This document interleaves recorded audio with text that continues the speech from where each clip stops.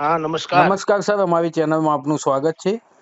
जी sir, એક વડાપ્રધાન મોદીએ રાતે 11 વાગે વિડીયોના માધ્યમથી એક વિડીયો બનાવી અને એક વિડીયોના માધ્યમથી જંતર મંતર ઉપર જે વિરોધ પ્રદર્શન છાત્રાઓ જે વિરોધ કરતા હતા એ બાબતે વડાપ્રધાન મોદી એક વિડીયોના માધ્યમથી બાળકોને માફી આપી છે. તો આ जी બાબતે जी સર શું કહેશો? बहुत अच्छे જુઓ કોઈ પણ ઘટનાને તમે મોટા ભાગે બે રીતે જોઈ શકો. જી અડધો ગ્લાસ પાણીનો ભરેલો હોય ને, જી અડધો ભરેલો છે એમે કહેવાય, અડધો ખાલી છે એમે કહેવાય ને. જી એટલે જોએ દ્રષ્ટિથી જોઈ શકાય. જી પણ પહેલી વાત તો એ જી કે નરેન્દ્ર મોદીએ હમ જંતર મંતરના પ્રદર્શનકારી છાત્રો, જેને જેન જી કહેવાય છે, જી એને માફ કરવાનો વિડીયો બનાવીને જી સરકારની ભોઠપને મોટપમાં પલટાવી દીધી. જી એક સમય એવો હતો કે સરકાર ભોઠી પડી એટલે ક્ષોભ અનુભવવો કે લજાવવું. જી પેપર લીક થાય એ કઈ સારી વાત તો છે નહીં. જી જી સર. એટલે એક સમયે લજ્જાશીલ થઈ ગયા હતા, લોકોને ચહેરો બતાવવો અઘરો થઈ ગયો હતો. એને બદલે હમ હવે નરેન્દ્ર મોદીએ જે વિડીયો, આમ તો 2-3 વિડીયો છેલ્લા 2-4 દિવસોમાં બહાર પાડ્યા છે જી અને એની દેશભરમાં ખાસી ચર્ચા છે. હમ જેટલું કવરેજ કે માઇલેજ કોકરોચ જનતા પાર્ટીના આંદોલનને નથી મળ્યું એનાથી પણ વિશેષ હવે આ વાતને ચર્ચા થઈ રહી છે. જી સર, બીજું પ્રબુદ્ધ નાગરિકો અને વિરોધ પક્ષ જે આ વિડીયોના માધ્યમથી મોદીએ બાળકો છાત્રોને માફી આપી એ બાબતે આ લોકો કઈ રીતના જોશે? જુઓ, પેલી વાત હજી હું ડિટેલમાં થોડુંક તમને કહું. હમ આપણે ત્યાં જેન જીની અથવા તો આપણી બધાની માનસિકતા એવી છે હમ કે છેલ્લો ઘા રાણાનો જ યાદ રે, પેલો નહીં. આપની જાણ ખાતર નરેન્દ્ર મોદીએ જ છાત્રોને માફ કર્યા એ ઇતિહાસનું સૌથી પહેલી ઘટના છે એવું નથી. પણ કોઈને કઈ ખબર નથી અથવા તો અત્યારે પબ્લિક ડોમેનમાં અમુક વાતો નથી આવતી. એટલે આપણે એમ માનીએ છીએ કે ઓહો, નરેન્દ્ર મોદીએ, નો ડાઉટ, એને અત્યારે મેં તમને પેલા કીધું તેમ ક્ષમા માગીને આખું વાતાવરણ પલટાવી નાખ્યું. 23મી જુલાઈએ પહેલો વિડીયો એને બહાર પાડ્યો.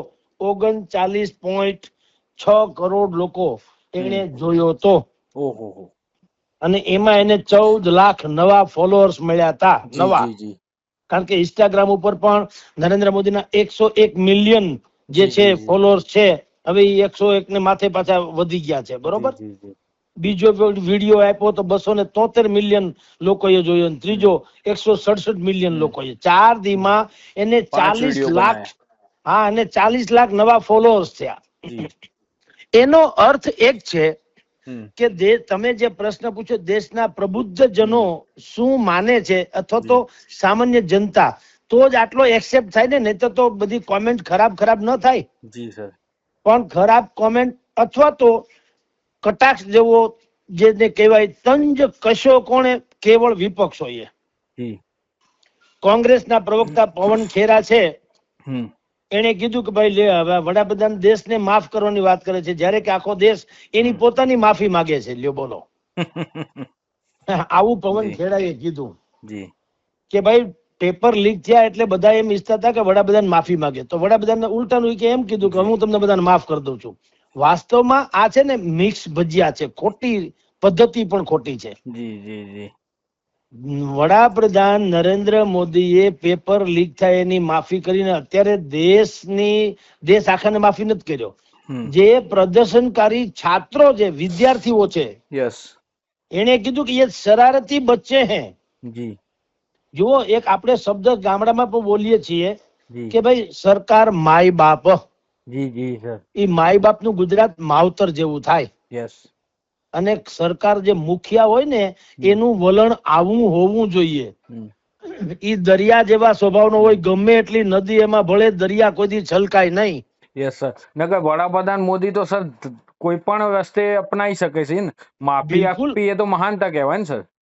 જુઓ, જે કઈ પેલેટ ગન થી માંડીને ત્યાં લાઠીચાર્જ વગેરે થયો, ઈ શું કામ, ઈ કોની ઉપર થયો ને શું કામ થયો? ઈ જેનજી નહીં, એના રૂપમાં આવેલા બદમાશ કે અપરાધી તત્વો એની ઉપર થયો, એન્ટી સોશિયલ એલિમેન્ટ્સ ઉપર.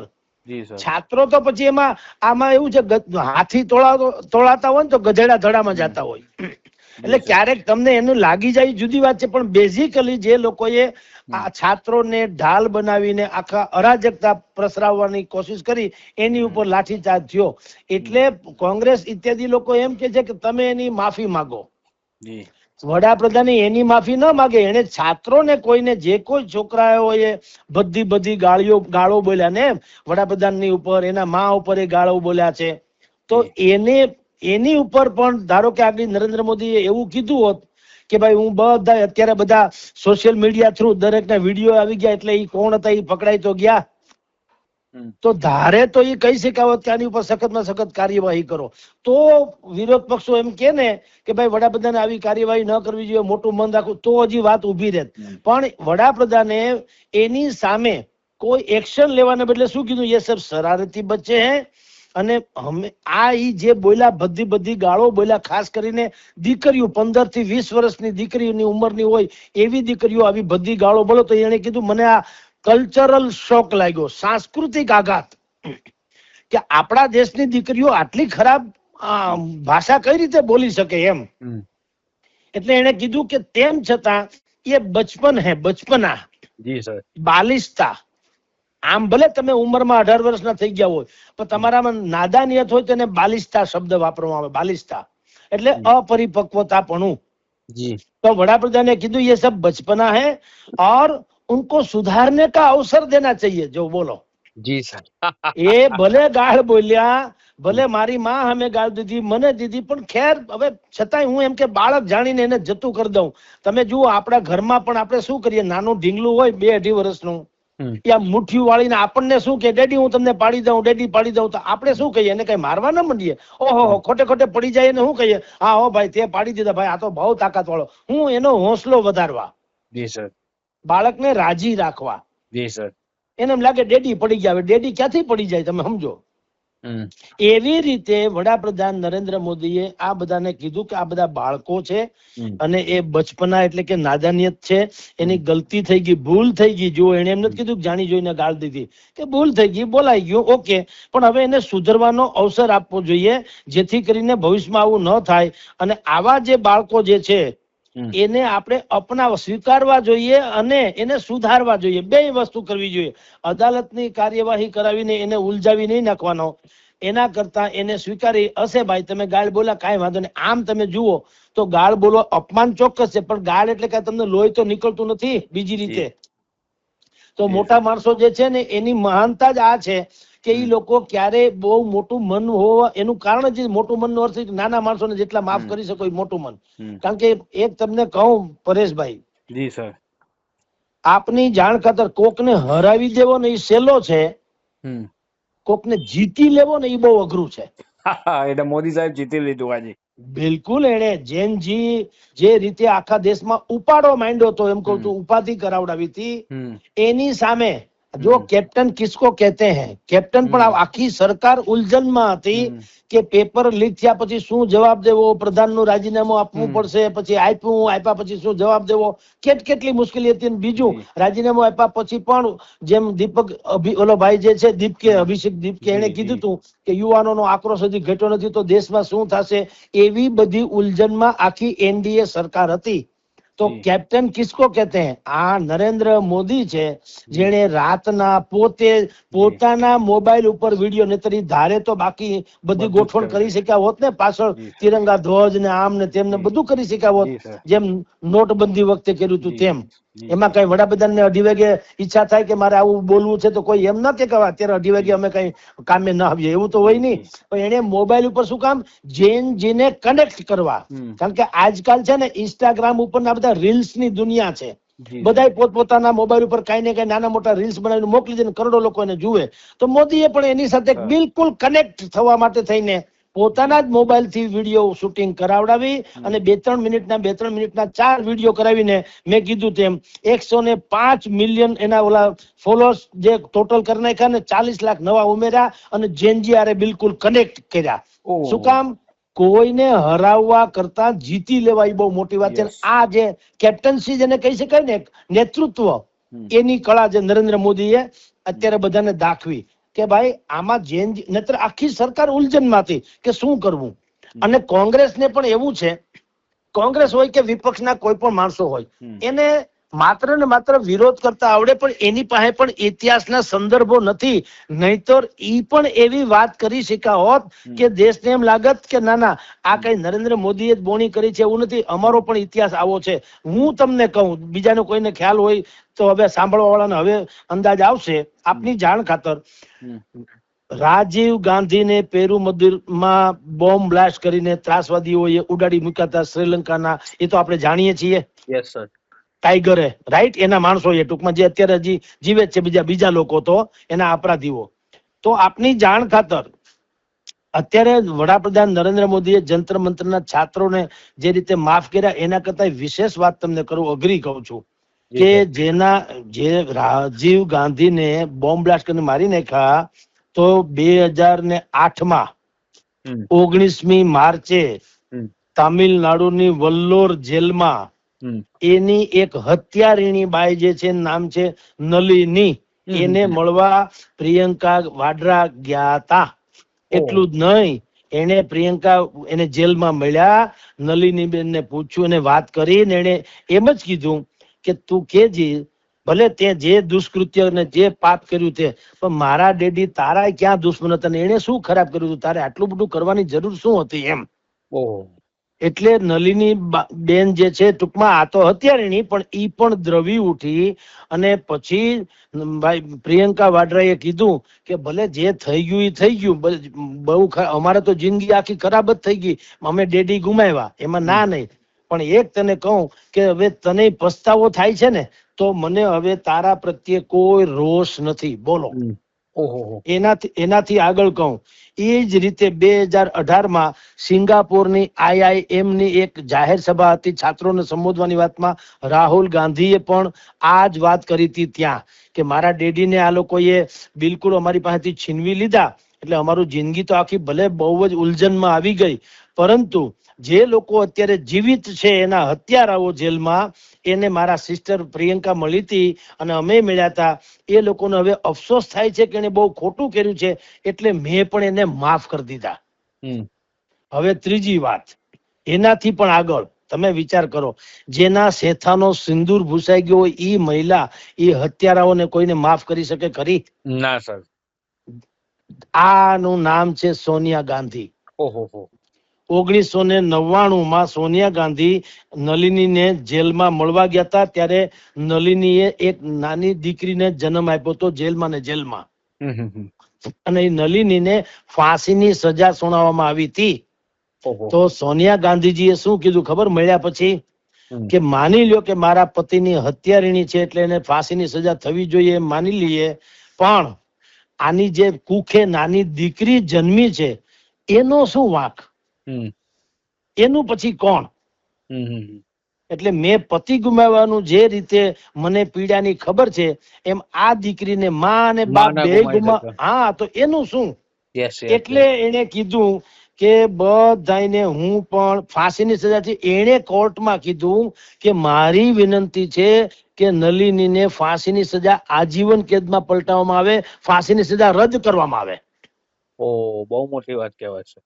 અને તમારી જાણ ખાતર, બધા જ આ મેં પ્રકરણ તમને કીધા, એમાં 2022ની સાલમાં 6 જણા રાહુલ ગાંધીની હત્યામાં સંડોવાયેલા 6 જણાને સરકારે અદાલતે જેલ મુક્ત કરી દીધા.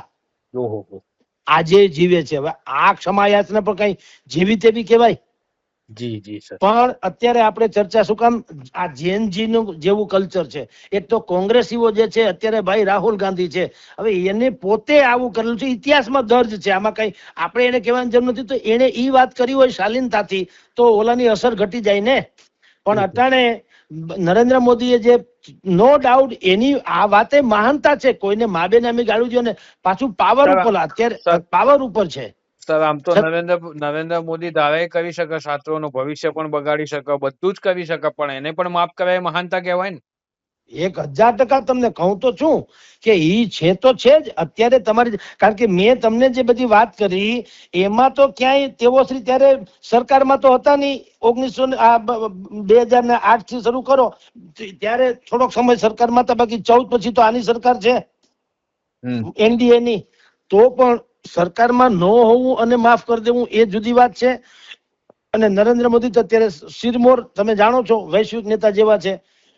ઈ પોલીસ તંત્ર થી માંડીને બધાને કહે કે જેને જેને મારા માને કે મને કોઈને ભદ્દી ગાળો દીધી છે એને કઈ કહેવાની જરૂર નથી. ભારતીય જનતા પાર્ટીના કાર્યકરોએ અનેક જગ્યાએ આ બધી છાત્રાઓની સામે કેસ કર્યા જ છે કે ભાઈ તમે બંધારણીય હોદ્દા ઉપર એવા વડાપ્રધાન શ્રી જે, અને વડાપ્રધાન પછી કોઈ પક્ષના નથી હોતા, એ દેશના હોય છે.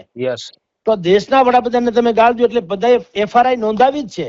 પણ વડાપ્રધાને એમ કીધું કે આ બધાને અદાલતના ચક્કરો કટાવીને મારે કઈ એને કઈ નથી કરવું, એના ઉલઝાવા નથી વધુ પડતા, કારણ કે એ બચપના હે, ઉસકો ગલતી સુધારને કા અવસર દેના चाहिए. બોલો એમ કરીને એક માવતરને છાજે, એક વડીલને છાજે એવી રીતે એને ભાવુક વિડીયો કર્યો. અને તમારે એનો પ્રભાવ તમને કહું છું ગિરીશભાઈ, પરેશભાઈ, એનો પ્રભાવ એ થયો કે જેણે નરેન્દ્ર મોદીને ગાળો દીધી એને પાછા વિડીયો ઉતારીને ક્ષમા યાચના કરી કે અમારી ભૂલ થઈ ગઈ ભાઈ એમ.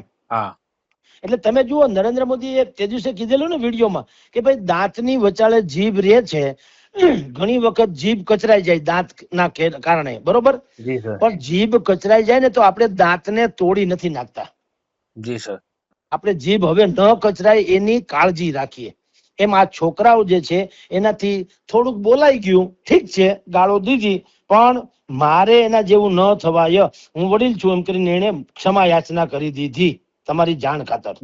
સર, વડાપ્રધાન મોદીના વિડીયો બાદ એક છોકરીનો વિડીયો પણ આવ્યો ને એને રોતા આંખમાં આંસુથી રડતા કીધું કે અમે પણ મોટી ભૂલ કરી દીધી છે. એ જ હું તમને વાત કરું છું. એ છોકરીએ સૌથી ખરાબ ગાળ જે દેવામાં આવ્યું કેવાય અપશબ્દ બોલેલા એને જ બોલેલા ને એનો વિડીયો બહુ વાયરલ થયેલો છે. એટલે વડાપ્રધાનને અને એની સામે ફરિયાદ થયેલી છે કે ધરપકડ થાય ને બધું થાય. પણ વડાપ્રધાને કીધું કે ભાઈ અમારે તમને કાંઈ કરતા કાંઈ સજા આપવી નથી, તમે ભૂલ કરી છે, તમને આ પસ્તાવો વિપુલ ઝરણું સ્વર્ગમાંથી ઉતર્યું છે, પાપી એમાં ડૂબકી દઈને પુણ્યશાળી બને છે.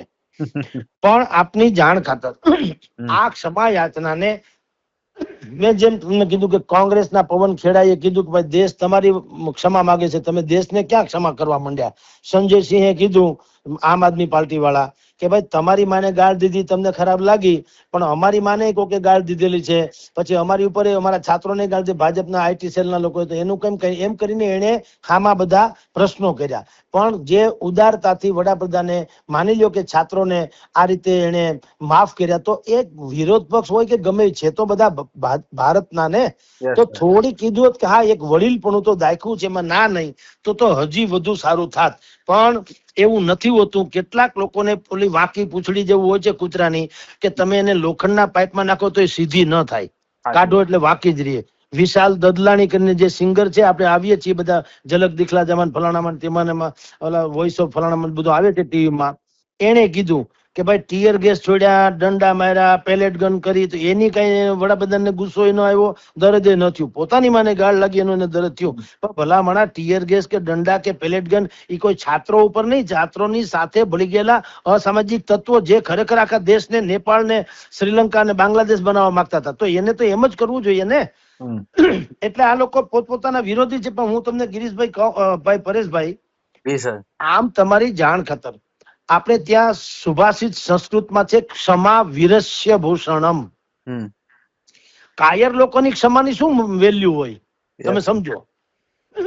વીર હોય જે છાત્ર, જેની પાસે બધું જ છે, સામ દામ દંડ ભેદ, છતાં ઈ જો તમારી ક્ષમા તમને ક્ષમા બક્ષે તો ઈ ક્ષમાનું બહુ મોટું મૂલ્ય ગણાય. આપણે ત્યાં આવા અનેકો ઉદાહરણ પ્રાચીન કાળથી માંડીને વર્તમાન સુધી, હવે હું તમને થોડીક શૃંખલા બતાવું કે લોકોએ કેવી કેવી રીતે ક્ષમા ભૂતકાળમાં આપી છે ને એના જ નામ રહ્યા છે. ભગવાન, તમને શરૂઆત કરીએ તો આપણા ઈષ્ટદેવ જે છે ભગવાન પ્રભુ શ્રી રામ, કઈકઈએ એના ભરતને ગાદી ને ભગવાન રામને 14 વર્ષનો વનવાસનું વચન માંગ્યું કે ન માંગ્યું? માંગ્યું. તો પણ ભગવાન રામે કઈકઈને શ્રાપ ન આપ્યો, ઉલટાના એને કીધું કે આ એ જ સાચી મારી માતા છે કે જેને કારણે મારે ઋષિ મુનિઓની સેવા કરવાની તક મળી. લે હાલે, બોલો. અને જયારે 14 વર્ષનો વનવાસ કાટી અને પાછા પ્રભુ પધાર્યા ત્યારે સૌ પ્રથમ માં કૈકેયીને તેઓ શ્રી પગે લાગ્યા હતા. પછી રાવણ નિહત્થો, પહેલા જ દિવસે યુદ્ધ રામ રાવણ નું થયું, પહેલા જ દિવસે રાવણ નિહત્થો થઈ ગયેલા. નિહત્થા થયેલા ઉપર તો માણસ ધારે ભગવાન રામ બાણ મારે તો અમથાય મરી જ જાય એમ હતા, પણ પ્રભુ શ્રી રામે શું કીધું કે તમે નિહત્થા છો એટલે તમારી પાસે અત્યારે હથિયાર નથી રહ્યા અને હું નિહત્થા ઉપર વાર કરું એવો હું નથી, કારણ કે હું તો ક્ષત્રિય છું. ક્ષત્રિય તો ગૌ બાળ પ્રતિપાળ, અમે નિહત્થા ઉપર હત્યા હુમલો ન કરીએ, અબળા ઉપર હુમલો ન કરીએ, બ્રાહ્મણ ઉપર હુમલો ન કરીએ, વગેરે વગેરે.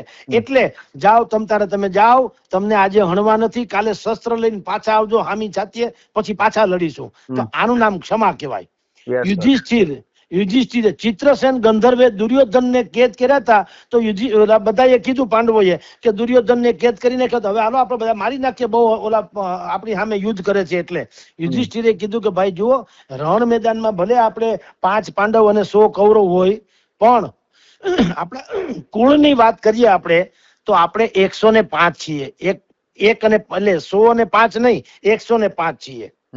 માટે આપણે એને હણાય નહીં. આમ ત્યાંથી શરૂ કરીને હું તમને નજીકના ભવિષ્યમાં લઈ જાઉં તો તમારી જાણ ખાતર, નજીકના ભવિષ્યમાં એટલે થોડાક આ મેં પ્રાચીન વાત, હવે થોડુંક ઐતિહાસિક વાત કરું. ઈસવીસન 630 માં મક્કામાં મોહમ્મદ પૈગંબર સાહેબે, કારણ કે ન્યા નહીતર મક્કાના કુરેશ કબીલાએ મોહમ્મદ સાહેબ અને એના અનુયાયીઓ ઉપર વર્ષો સુધી સિતમ ગુજારેલો, સાંભળજો. પણ મક્કા ફતેહ કરી કોણે? મોહમ્મદ પૈગંબર સાહેબે. એક પણ લોહીનું ટીપું વહાવ્યા વગર. પછી બધાને હતું કે ભાઈ હવે કુરેશ કબીલાએ જો મોહમ્મદ સાહેબ ઉપર જુલમ ગુજાર્યો હતો, એટલે હવે મોહમ્મદ પૈગંબર અને એના અનુયાયી જે છે આપણને માર નાખશે.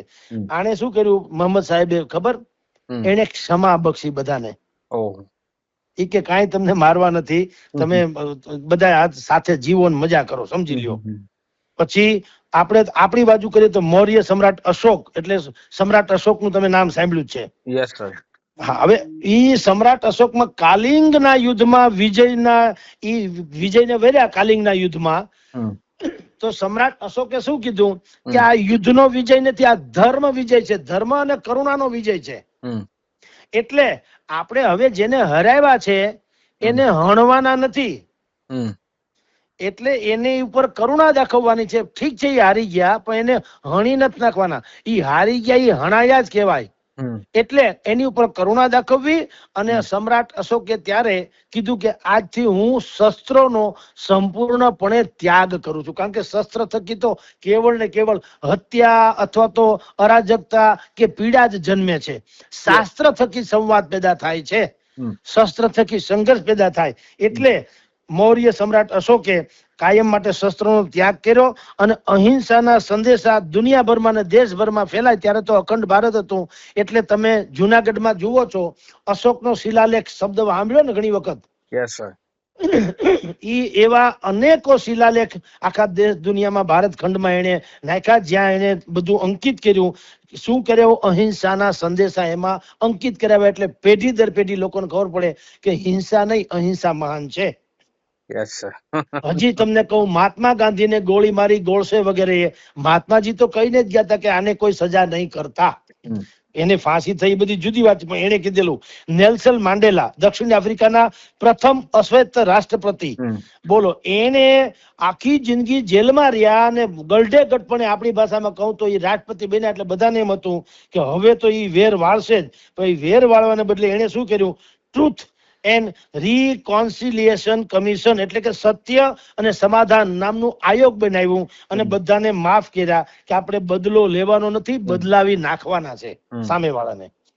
અબ્રાહિમ લિંકન, ગ્રહ યુદ્ધ, અમેરિકામાં ગ્રહ યુદ્ધ, આપણે જેમાં ડકો કોકરોચ પાર્ટી વગેરે થાય છે ને, એમ ત્યાં અમેરિકામાં હતું. અબ્રાહિમ લિંકન વખતમાં ગૃહ યુદ્ધ થયું. ઉત્તરના રાજ્યો, એટલે યુદ્ધ ત્યાં યુનિયન કહેવાય, ઉત્તરના રાજ્યો હારી ગયા, જીતી ગયા, દક્ષિણના હારી ગયા. તો પણ અબ્રાહિમ લિંકને કીધું કે હારી ગયા એને હેરાન કરવાના નથી થતા, એને આપણે અપનાવવાના થાય છે, ક્ષમા કરી દો.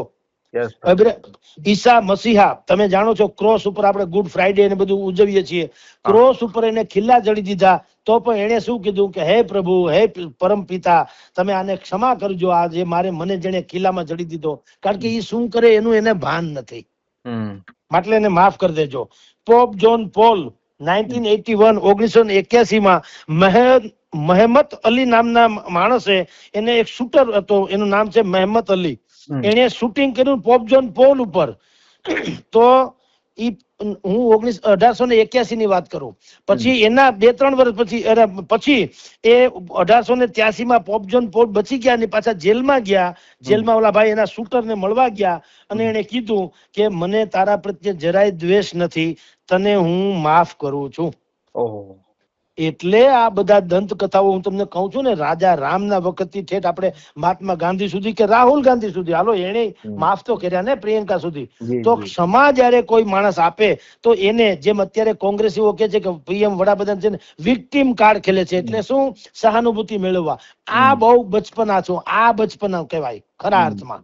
આ અપરિપક્વતા કહેવાય. જયારે એક વ્યક્તિ તમામ રીતે સક્ષમ છે, ધારે તો બધું કરી શકે, એને બદલે એ ક્ષમા આપે છે, તો કમસે કમ એટલી તો કદર કરો ભલા માણસ. એટલે આવી વાતો છે. આ નરેન્દ્ર મોદીનું ક્ષમા જે છે એ મેં તમને કીધું તેમ આખી એનડીએ સરકારની બોઠપને મોટપમાં પલટાવી દીધી. જી, આમ તો સર બુદ્ધિશાળી માણસનું આ જ કામ છે ને, ક્ષમા આપીને માફ કરવું, એ જ મહાનતા છે. મેં તમને કીધું પરેશભાઈ કે કોઈને હરાવવા કદાચ સહેલા છે, કોઈને જીતી લેવા એ બહુ અઘરા છે. જી સર, જી સર. અને જયારે આપણા પોતિકા લોકો હોય ને, તમે જોજો, તમે તમારા પોતાના તમારા દીકરા છે ને તમારાથી હવાયા થાવ તો તમને રાજી થાય ને, તમને ઈર્ષા ન થાય. કોઈ બાપ એવો નથી થયો કે એને એમ હોય કે છોકરો એના કરતા હોશિયાર ન થાવ, બધા એમ કે મારા કરતા સવાયો થા. હું કામ, આપના હે, અપને વાલે હે ના, આપણા છે. એમ નરેન્દ્ર મોદીએ કીધું કે આ છાત્રો ભલે ગાળ દીધી ને જે કર્યું ઠીક છે, પણ બાળક તો છે ને. ક્યાં નરેન્દ્ર મોદીની ઉંમર, એટલે ધન્ય હોય એની જનતાને પણ કે એનામાં આ જુઓ, આપણે વડાપ્રધાન તો છે પણ નહીં તો ધારે તો ગમે એ બધું થઈ શકે ને આપણે જાણે. પણ એને એક માવતરની, એક વડીલ માવતર જેને કહેવાય, એને છાજે એવી રીતે બિલકુલ આ બધા છાત્રોને માફ કર્યા અને કીધું કે ઈ બચપના હતું તો ઈ બચપનાને સુધરવાનો અવસર મળવો જોઈએ. હવે આના ઉપરથી વિપક્ષોએ પણ કમસે કમ જો થોડીક સરાહના પ્રધાનમંત્રીની કરી હોત કે ભાઈ ખેર બધી વાત સાચી, જે કઈ થયું, પણ જે છાત્રોએ અશ્લીલ ગાળો દીધી તો બરાબર, ગાંધી ચિંતા માર્ગે આંદોલન તો એમાં ગાળો ક્યાં આવે, સમજો. તો ગાળો દીધી તો કોંગ્રેસ કે વિપક્ષોએ પણ કેવું જોઈએ કે ઈ જરા ખોટું તો થયું હતું, કારણ કે અત્યારે વડાપ્રધાન ભલે ગમે એમ હોય પણ ઈ ભાજપના ન ગણાય, ભારતના ગણાય. તો એવડી હસ્તીને મા બેને અમે ગાળું, જે માનું અસ્તિત્વ નથી હોય તોય ખોટું છે, મા બેને અમે ગાળું દેવાનો કોઈ પ્રશ્ન જ નથી આવતો, સમજો. તો વિપક્ષોએ કેવું જોઈએ કે ભાઈ એક તો આ ખોટું જ થયું છે, એ કોઈ કાળે ચલાવી ન લેવાય. અને એનાથી પણ વધુ સારી નોંધપાત્ર વાત તો એ છે કે વડાપ્રધાન એને ક્ષમા બક્ષી દીધી. એમ કરીને થોડી સરાહના કરી હોત તો એની થોડી ગરિમા વધે એમ કહો. પણ એમાંથી તમે પાણીમાંથી પોરા કાઢ્યા કરો તો તમારી મૂળ મનગઢત ભાવના શું છે બધાને ખબર પડી જાય કે કોકરોચ જનતા પાર્ટીના લોકો જે અમુક જે અસામાજિક એલિમેન્ટ છે એના જેવી તમારી માનસિકતા પણ આવી છે ગટર કક્ષાની, કે તમે ઓલો વ્યક્તિ માફી માંગે છે તોય તમે પાછા એની ટીકા કરો છો. એટલે આ બે વસ્તુ છે, નરેન્દ્ર મોદીએ એની મોટપ બતાવી છે અને વિપક્ષોએ એની બોઠપ. જી જી સર, અમારી સાથે જોડાયા તે બદલ સર આપનો ખૂબ ખૂબ આભાર. નમસ્કાર.